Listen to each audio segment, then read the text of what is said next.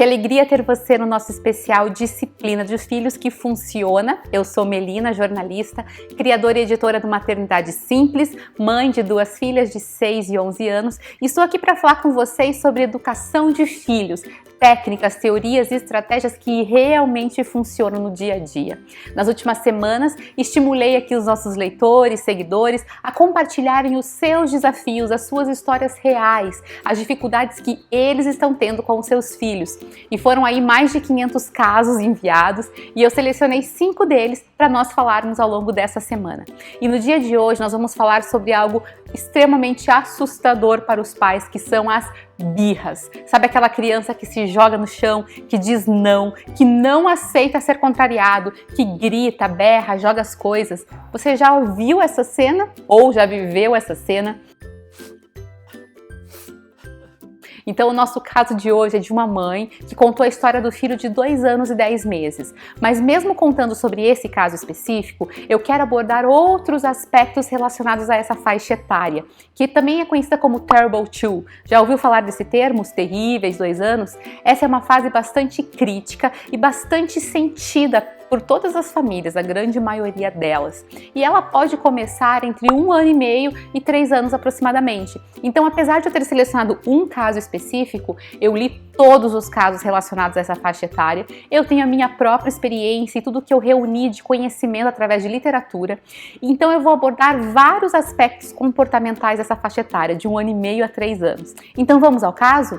Ele nunca obedece, se joga no chão e berra, em qualquer lugar, por qualquer motivo. Muitas vezes deixamos de proporcionar o lazer a ele, visto que um passeio no shopping se torna um caos. Ele sai correndo, disparado. Se eu falo para ele parar, ele ri e corre ainda mais. Muitas vezes me vejo cansada e com medo. Eu sei que ele entende tudo, que ele não obedece porque realmente não quer. Somos uma família amorosa, planejamos esse filho e pretendemos ter outro. E depois ela conta ainda que ele tem um atraso na fala, que está sendo acompanhado por fonoaudióloga, mas porém agora na época do isolamento social por conta do coronavírus, ele parou de ir para a escola e as coisas pioraram. É tão comum esse comportamento opositor nessa faixa etária que essa fase ficou conhecida como os Terrible 2, os terríveis 2 anos. Então, ou seja, se o seu filho tem esse comportamento opositor nessa idade, você não está sozinha. Quando eu falo sobre comportamentos normais, eu quero dizer que são recorrentes, que não é uma exclusividade do seu filho. Isso não quer dizer, entretanto, que é um comportamento que deve ser aceito. Ah, tudo bem, se toda criança faz, então eu vou deixar ele fazer. De maneira alguma, muito pelo contrário, precisamos ensinar os nossos filhos as melhores reações, os melhores comportamentos. O quanto antes nós ensinarmos os nossos filhos, antes eles serão eliminados os comportamentos ruins e serão arraigados boas reações, bons comportamentos. Porém, por que eu digo que isso é normal e é tão importante entender isso? Pelo primeiro aspecto da criança de 2 anos. Ela não está te desafiando. Se você não entender que uma criança de 2 anos não está te desafiando, você vai achar que ela está querendo o quê? Uma guerra de poder, está querendo mostrar quem manda. E quando uma criança quer mostrar quem manda, está desafiando os pais, ela deixa de ser um filho e passa a ser um inimigo. E se você olha para o seu filho como um inimigo, um adversário, alguém que está querendo te ofender pessoalmente, você terá grande dificuldade em educá-lo e em ensiná-lo, principalmente com amor. Então a primeira coisa importantíssima a entender, uma criança ela não está te desafiando aos 2 anos de idade. Uma criança ela tem fases do desenvolvimento que implicam comportamentos específicos em cada faixa etária e entender esse desenvolvimento é fundamental para você saber como reagir diante dessa situação. E o primeiro aspecto é, você não deve reagir com raiva, com base na vingança, com base para mostrar quem manda, porque aí ninguém vai ganhar, ninguém vai crescer e ninguém vai evoluir. Nem você, nem o seu filho, nem a sua família. Eu sempre disse que as minhas filhas não fariam birra, antes de ter filhos, é claro. E então a minha filha mais velha nasceu e ela foi uma criança que fez 2 birras na vida. Uma com a avó em público, a minha mãe me contou, eu falei pra ela que aquilo era inaceitável, ela nunca mais fez birra em público. E depois ela fez uma birra dentro de casa e eu falei que não podia, corrigi e nunca a criança fez birra. Então eu falava o quê? Eu falei que minha filha não ia fazer birra e não fez mesmo. E eu me achava a dominadora das técnicas de educação de filhos. A minha segunda filha nasceu e ela temperamento completamente diferente. Ela não só fez birra, como ela fez birra em público. Ela não só fez birra em público, como ela fez aquela birra em público. E eu lembro que uma vez a gente estava viajando, ela estava com 1 ano e 10 meses. E a gente estava lá no passeio e a gente estava esperando para entrar no restaurante que a gente tinha uma reserva. E essa criança começou a fazer uma birra. Meu Deus do céu, começou a chorar, começou a gritar. Todos os dezenas, centenas de olhos se voltaram para nós, porque tinha muita gente ao nosso redor. E eu pegava no colo. E sabe quando a criança vira líquido? Você pega ela no colo, ela escorrega, assim, você não consegue segurar? Então ela virava líquido. E eu pegava ela no colo, ela virava líquido, caía no chão. E daí todo mundo olhando, e aquela criança não parava, eu não sabia mais o que fazer. Eu não sabia o que fazer. Então eu sei o que é uma criança fazendo birra e chamando atenção. Agora eu sei também que não adianta você querer chegar e pegar a criança pelas orelhas, dar um tapa no bumbum dela, porque isso, quem sabe, pode até assustar a criança e fazê-la parar de chorar e de gritar, mas não vai ensinar e educar absolutamente nada. E eu quero partir dessa minha experiência para falar para vocês sobre, além do você lidar com a situação de birra, você pode e deve prevenir as crises de birra. Só que antes de falar para vocês essa fórmula mágica da prevenção e de como lidar com a crise na hora, eu quero falar sobre uma coisa ainda mais importante. Por que as birras acontecem? Nessa idade, a criança está aprendendo que ela é um ser autônomo, ela não está ligada aos pais. Até este momento, ela achava que onde o pai e a mãe iam, elas tinham que estar junto, é como se fosse uma ligação até mesmo física. Então, a partir dessa fase de 1 ano e meio em diante, a criança começa a perceber que a mãe faz uma coisa e ela pode fazer outra. Ela percebe que ela tem autonomia para tomar decisões sobre as suas próprias ações. Porém, ela tem um problema. Ela tem um embate entre aquilo que ela pode fazer por possibilidade, por capacidade, e aquilo que ela não pode fazer por permissão. Ou seja, ela pode, por capacidade, fazer muitas coisas, mas ela não pode fazer tudo aquilo que ela quer porque tem um pai e uma mãe dizendo não. Então isso é uma frustração muito grande para a criança e isso começa a causar ali dentro dela uma confusão muito grande, principalmente porque o cérebro dela ainda não está completamente formado. A parte do cérebro de uma criança de 2 anos que funciona com toda intensidade é a parte do instinto, da emoção. A mesma parte que fala que ela está com fome, que ela está com sono, é a parte que está forte, que está funcionando. Na hora que ela recebe um não e a frustração pega ela, essa parte instintiva explode numa reação tão desesperada como se a vida dela estivesse correndo risco. Então é por isso que as reações de uma criança de 2 anos são tão explosivas, porque elas são baseadas simplesmente no instinto e na emoção, e não na razão, não no racional. Ah, Melina, então nós devemos deixar? Não, nós devemos ensinar que a autonomia deve ser feita com responsabilidade. Nem tudo que a criança quer fazer, ela pode fazer, até mesmo pela sua própria segurança. E é fundamental, desde este momento, nós estarmos ensinando a criança sobre limites, regras, sobre a importância de seguir esses limites e de ouvir os seus pais. Na crise de birra, é comum o quê? Grito, choro, intensidade, se jogar no chão. Esse é um comportamento que não é aceitável para o resto da vida, não é verdade? Então, se jogar no chão, bater o pé, não é um comportamento adequado, nós precisamos ensinar os nossos filhos, para que eles cresçam sabendo quais são essas reações. Você vai ver isso muito mais numa criança de 2 anos, mas não deveria ver de maneira alguma numa criança de 8 anos, por exemplo, se jogando no mercado porque quer um chocolate e a mãe disse não. Ou seja, precisamos corrigir, precisamos ensinar. Na hora que a crise acontece, na hora que a criança está virando líquido, se jogando, batendo o pé, essa hora eu sei como é difícil, porque a gente fica com raiva. Nós, pais e mães, queremos explodir. Nós temos que lidar com a nossa própria raiva e frustração antes de lidar com a raiva e frustração da criança. Então eu sei que é extremamente difícil. Mas como a criança está agindo no campo das emoções, não adianta você querer argumentar com ela. Não adianta você falar, filho, eu não comprei o chocolate porque eu não tenho dinheiro na carteira. Filho, depois de amanhã eu vou comprar um chocolate para você. Filho, está todo mundo nos olhando, olha que cena mais feia. Nada disso vai entrar na criança e fazer com que ela processe a informação e pare de agir daquele jeito. Porque o racional dela está como se tivesse desligado. É só a parte emocional que está toda. E o que nós podemos e devemos fazer, e eu repito, eu sei que é difícil, eu sei. Nós devemos tentar nos aproximar também no campo emocional. Então tem gente que fala para você abraçar e pegar a criança no colo, mas quando ela vira líquido e ela te afasta, às vezes a criança quer bater em você, isso só piora a tua raiva, né? Então o que eu sempre sugiro é um toque toque carinhoso para que a criança sinta a sua presença e você diga: filho, eu estou aqui, eu sei que você está bravo, mas essa não é a reação adequada. Isso, primeira coisa, isso mostra o quê? Eu estou te ouvindo, eu estou te vendo. A sua reação está sendo notada, porém ela está errada. Em segundo lugar, a coisa que você pode fazer para tentar terminar com aquilo, porque quando a gente está no lugar público, tudo que a gente quer é terminar com aquilo logo, é você distrair a criança. Então a criança chorou porque ela queria alguma coisa que você disse não. Por exemplo, a criança está no shopping, vamos dar esse exemplo, ou no mercado. Pega a criança e fala: filho, vamos ver aquele passarinho que está ali fora na árvore? Filho, vamos ver aquele peixinho no aquário, na vitrine do pet shop? Pega uma coisa que a criança vai se interessar, tira ela daquela situação de desespero e distrai ela para algo que ela vai chamar a atenção dela. Isso é fundamental. Na nossa experiência naquele dia lá, eu peguei a Ana Júlia e levei ela para um lago. Tinha um lago ali perto com passarinho, com patos, e as pessoas estavam ali brincando com os patos, e eu levei ela até esse lago. Ela começou a ver os patos e ela se acalmou. Entende? Então é uma maneira de você eliminar e diminuir a birra, a crise no meio. Se você está num ambiente não público dentro de casa e você pode permitir que a criança extravase, deixe que ela extravase. Garanta que ela está no lugar seguro, garanta que ela saiba que você está ali, que você já falou que entende ela e permita que ela chore. Não tem problema, o chorar não é o problema. A questão é ela perceber que esse choro não leva a nada.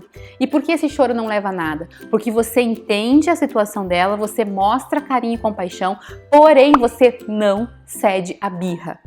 Eu sei que na hora que a gente está principalmente em público, às vezes a gente está em casa, tem uma visita e a criança grita, berra, não sei o quê, a nossa tendência é querer ceder para acabar com a vergonha. Porém, não ceda. Se você ceder agora, você terá que ceder muitas outras vezes. E eu sei que é desafiador, eu sei que nem sempre a reação vai ser fácil, mas quanto mais vezes você ensinar o seu filho, antes e mais rápido essa fase difícil vai passar. Logo que a criança se acalmar, você tenta retomar com ela a situação que aconteceu. Você fala: filha, você viu o que aconteceu? Filho, você viu que você teve uma reação exagerada? Não é assim que a gente faz.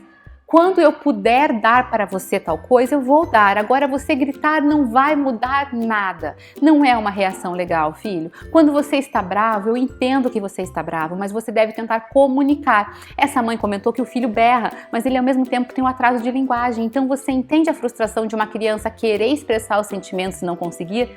Então é fundamental que uma criança, quando ela tem atraso de linguagem, os pais possam ajudá-la a vencer isso. Porque uma criança que não consegue se comunicar vai ser uma criança que tem mais tendência a expressar de maneira errada, batendo o pé, gritando, jogando as coisas, porque é a maneira que ela consegue expressar aquilo que está dentro dela. Então isso é muito importante também. Quer ver um outro exemplo muito claro que também já aconteceu aqui em casa? É a birra na hora de ir embora do parquinho. Você tem um combinado com a criança de que ela vai embora no parquinho e ela faz uma birra. Você não vai deixar ela no chão do parquinho gritando, você vai levar a criança, mesmo que seja virando líquido, escorrendo, puxando o teu braço dentro do carrinho presa, querendo sair, mas você vai levar a criança embora do parquinho porque esse foi o combinado. Se acalmando, você vai falar para a criança: filho, não dá, porque você fez esse escândalo agora, quem sabe eu não vai querer te levar no parquinho amanhã. E daí no dia seguinte, quando você for com a criança no parquinho, você comunica a ela: lembra que ontem você fez escândalo, filho? Então hoje você não vai fazer escândalo na hora de ir embora. Se você fizer, nós não voltamos da próxima vez. E isso foi uma coisa que eu fiz com as minhas filhas muito. Da primeira vez eu falei: se você fizer escândalo para ir embora, não tem parquinho amanhã. E no amanhã? No amanhã eu lembrava ela: a gente ia no parquinho hoje, mas lembra que você fez escândalo ontem? Então hoje nós não vamos. E daí na próxima vez a gente lembra, porque a gente quer instruir a criança: filho, vamos no parquinho hoje? Vamos. Só que se você fizer escândalo para ir embora, a gente não vai da próxima vez. Lembra que a gente fez isso a última vez? E você tenta retomar com a criança essa memória, essa lembrança. Algumas crianças uma vez vai ser suficiente, para outras crianças você vai ter que repetir várias vezes este mesmo ciclo de ensino causa-consequência. É muito fundamental que a criança entenda que os comportamentos errados sempre terão consequências. E essa consistência nossa de falar e cumprir é fundamental para a segurança dos nossos filhos e para que eles cresçam em disciplina. Nós não podemos ser inconsistentes, falar uma coisa e não cumprir.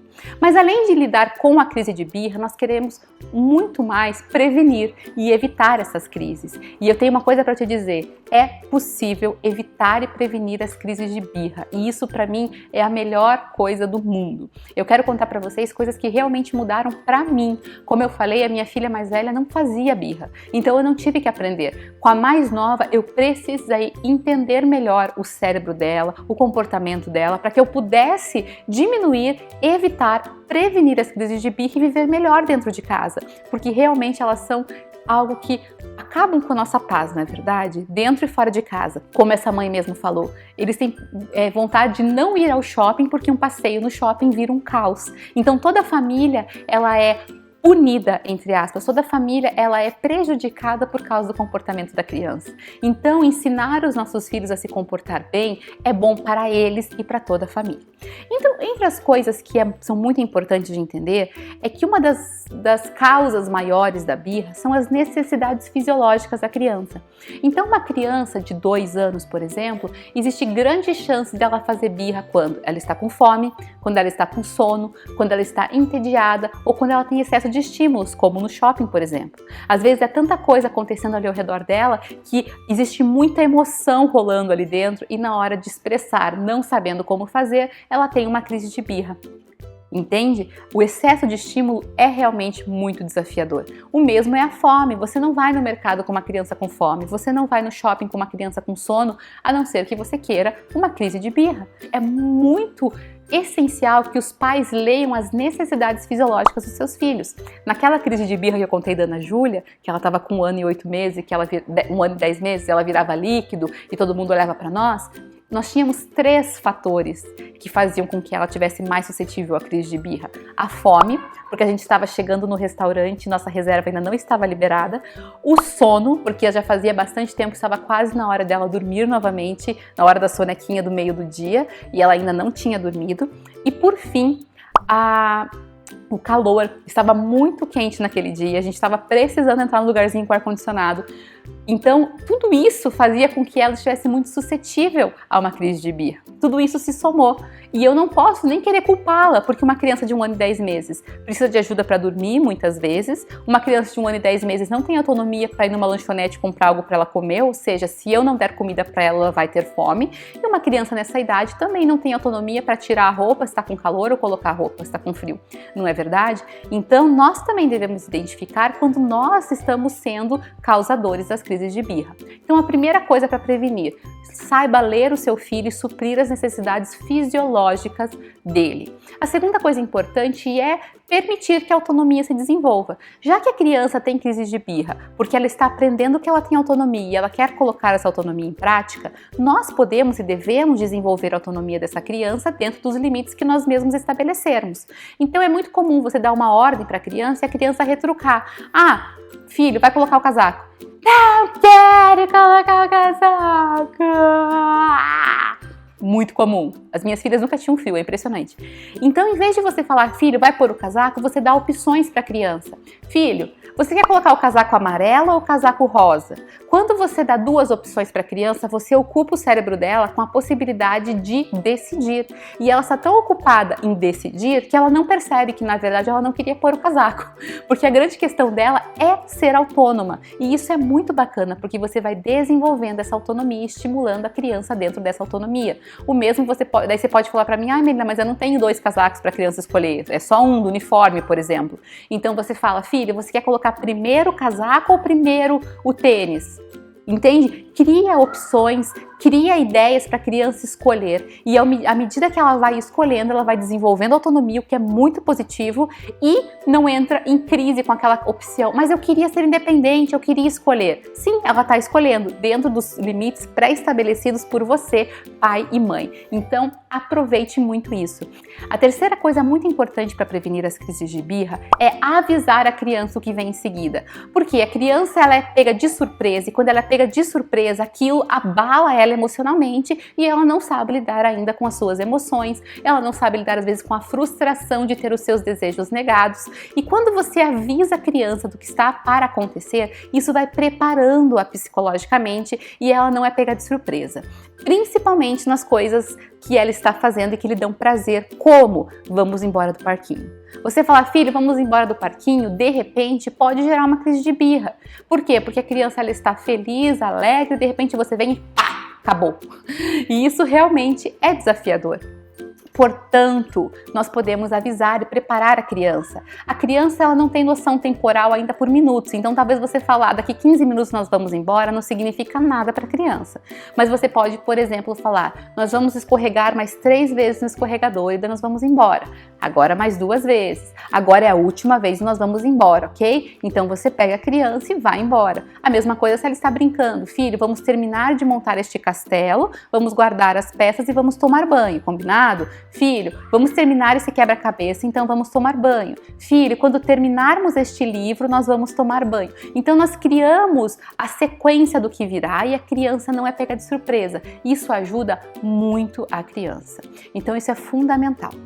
Uma quarta maneira de prevenir a birra é você focar menos no que a criança não pode fazer e focar naquilo que a criança pode fazer. Quer um exemplo bem claro? A criança pega uma tesoura, ou a criança vê a tesoura e você vê que a criança está indo lá pegar a tesoura. Você fala, filho, a tesoura não pode, é perigoso, mas olha só que legal que eu tenho aqui. Filho, olha só que legal a areia, ela vai de um lado e para o outro, olha como isso é colorido, o que você acha disso? E você tira a atenção da criança daquilo que ela não pode e traz a atenção da criança para aquilo que ela pode. É a clássica história do riscar na parede. Você briga com o teu filho porque ele riscou na parede, mas em vez de só falar não risca na parede, dá o papel, dá o caderno, dá a opção de onde ele pode riscar. E isso previne a crise de birra também, porque a criança entende que sim, existe um limite, mas também existe a permissão. Existem muitas outras coisas que ela pode fazer. Então essa também é uma maneira muito importante de prevenir as crises de birra. Agora eu queria só voltar para o caso especificamente para falar 2 coisas importantes a respeito do caso. Uma é aquilo que eu já falei lá atrás e que eu quero retomar. Essa mãe diz, eu sei que ele me entende, ele não me obedece porque ele realmente não quer. É verdade. Ele desobedece porque ele não quer obedecer. Porque todo ser humano, eu, você, queremos o quê? Aquilo que é confortável para nós, aquilo que supre o nosso desejo pessoal. Todo ser humano é assim. A diferença é que a criança, ela expressa de maneira muito clara que ela não vai fazer aquilo que vai contra o seu desejo pessoal. Ela age simplesmente no instinto de fazer aquilo que é agradável para si. Portanto, nós precisamos ensiná-la que sim, a vida diz respeito também a dizer não para aquilo que é a nossa vontade pessoal em prol daquilo que é melhor para si e para os outros. Então, ele realmente não obedece porque ele não quer, mas como todo ser humano faria. Não é porque ele está te desafiando, dizendo que ele é melhor que você, que ele é mais forte que você e que quem manda na casa é ele. Entende? É uma questão natural do ser humano e somos nós que precisamos ensinar os nossos filhos a se comportar de maneira diferente, ok? E a segunda coisa que ela colocou ali no caso e que eu queria dar o foco é quando ela falou sobre o shopping, que a criança sai correndo no shopping disparada. Então, primeira coisa, que shopping não é um lugar muito apropriado para deixar a criança solta, né? Uma criança de 2 anos e 10 meses. Mas ainda que seja qualquer outro lugar que a criança pudesse caminhar solta, você deve colocar um limite, filho, você tem que andar do meu lado. Se você for para frente, se você correr, eu vou ter que segurar a sua mão e ficar de mãos dadas. E a criança correu, pega na mão dela e não solta mais. Ah, mas e se ele quiser soltar? Então vocês vão embora. Então toda a família vai ser prejudicada por causa do comportamento da criança, mas para que ele entenda que uma ação errada tem uma consequência. Você não pode querer simplesmente minimizar as consequências, porque quanto mais vezes você permite que a criança haja de maneira errada, sem consequências, mais ele vai agir de maneira errada. Quanto antes nós cortamos os comportamentos errados, através de mostrar que as coisas erradas têm consequências ruins, antes a criança passa a optar pelo bem. Ela começa a perceber que é diferente, ela começa a perceber que é melhor fazer diferente. E nós precisamos ter essa consciência que a intervenção tem que ser imediata e o mais cedo possível. E uma outra coisa que eu queria falar para vocês acerca dessa fase dos 2 anos é que é muito comum a criança ela vai aprendendo a lidar com as suas emoções. Devagarinho, são passos pequenos, a educação emocional e esse autocontrole é algo que a gente vai aprendendo aos poucos ao longo do tempo. E é muito comum a partir dos 2 anos e meio, um pouquinho mais, a criança continuar esse choro, mas com a intenção de fazer o pai mudar de ideia. Não é só mais o choro simples pela frustração que a criança recebeu, é o choro também pela tentativa de, será que se eu chorar bastante, isso vai mudar? E uma maneira de a gente conseguir discernir isso, mostrar que esse comportamento não é legal e principalmente ajudar a criança a se autoavaliar, as suas emoções, é uma estratégia que eu comecei a aplicar aqui em casa e que foi sensacional. Quando eu percebia, eu falava não para Ana Júlia, ou falava para ela guardar os brinquedos, ou falava qualquer coisa que ela não gostava, que ela não ficava feliz, e ela chorava, aquele choro desesperado, o mundo vai acabar, eu falava assim, filha, eu sei que tá difícil, eu sei que você não gostou, mas agora aqui em casa a gente tá conversando, não dá pra você ficar chorando alto aqui perto. Então você pode chorar, todo mundo tem direito de chorar, mas você vai chorar no seu quarto, por favor. E quando era um choro realmente que era algo sofrido para ela ia para o quarto e continuava chorando. Então eu ia logo atrás, tentava ajudá-la, tentar entender o que estava acontecendo para ajudá-la a superar aquilo. Mas o que aconteceu? Logo nos primeiros dias ela ia para o quarto e já parava de chorar e voltava bem feliz e tranquila. Por quê? Porque ela entendeu que aquele choro não era necessário ou que aquele choro não ia levar a nada. Alguns dias depois, e eu falava isso, ela parava de chorar imediatamente, ela nem chegava a ir para o quarto. E assim ela foi aprendendo a controlar o seu choro e também a gente diminuiu os choros que tinham uma intenção de mudar a nossa opinião. Porque nós também, como pais, nós não mudávamos, nós éramos consistentes e isso ajudou a fazê-la sair deste lugar, sair desse cenário de birra, de inconstância, de cenas e crises homéricas. Então lembre-se, quanto antes você começar a intervir na relação com seu filho, no ensino de que esse comportamento não é legal, antes ele vai vencer isso e antes vocês vão estar muito mais tranquilos com o seu filho aí de 2 anos, 2 anos e meio, 3 anos.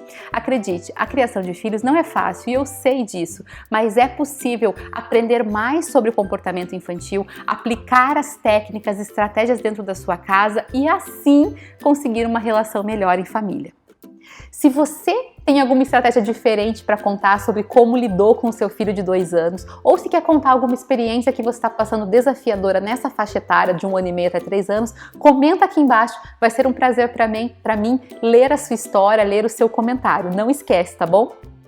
No nosso vídeo de amanhã, nós vamos falar sobre a questão da autoridade. O meu filho não respeita o pai, meu filho não respeita a mãe. O que está acontecendo? E isso vai se estendendo a partir depois dos 2 anos aí, às vezes até a adolescência. E nós vamos então falar sobre a questão de como ter autoridade com seu filho, como manter a autoridade paterna e materna com seu filho. E o caso específico que eu vou falar é sobre uma criança de 4 anos. E por ser uma faixa etária aí muito específica também, eu vou falar sobre comportamentos muito característicos da criança de 4, 5 e 6 anos. Uma criança teimosa, que responde os pais, uma criança desobediente, desorganizada e principalmente uma criança que tem às vezes ataques de ira ou muito choro, uma criança que não sabe lidar com as suas emoções. Esse vai ser o nosso vídeo de amanhã, então não perde que com certeza vai ter muito conteúdo bacana que você vai poder aplicar aí na sua vida hoje ou nos próximos anos que estão por vir.